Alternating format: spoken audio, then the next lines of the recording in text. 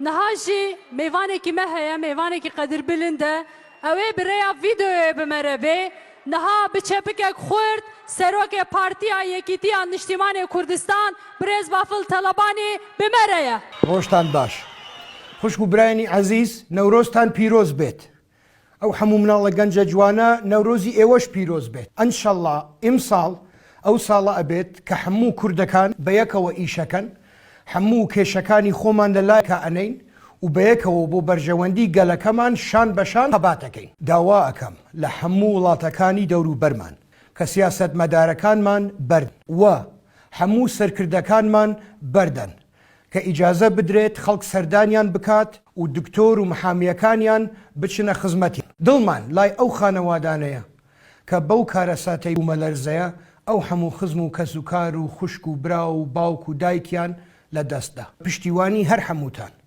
زەختێکەکەینە سەر حزبەکان کە بەرژەوەندی گەلەکەمان پێش بەرژەوەندی خۆیان دابنێن جارێکی تر زۆر سپاستانەکەم بژی کورد و کوردستان یان نەمان Latiyên bajarê Amedê danê sibê bervê qada Newrozê wekî avê herikîn.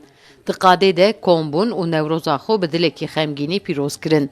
Lewra ji ber qurbaniyên ertêja bajarê Meraşê îsal govend nehat gerandin. Kilamên govendî nehatin strandin.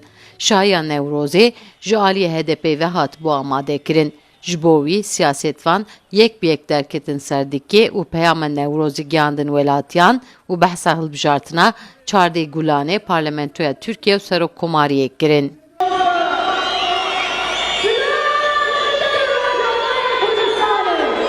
Di qada Newrozê de gencên Amedê ala Kurdistanê di gel wî wêneyên şexsiyetên nemirhildan û di nava qadê de geriyan. Agirê Newrozê ji aliyê gencan ve hat pêxistin. Siyasetvan û welatî heviyên xwe ên ji Newroza 2023 anên ziman û gotin hevî dikin ku di nava Kurdan de yekîtî bê ava kirin û aşîtiyek mayîn de li Tirkiyeyê pêk were.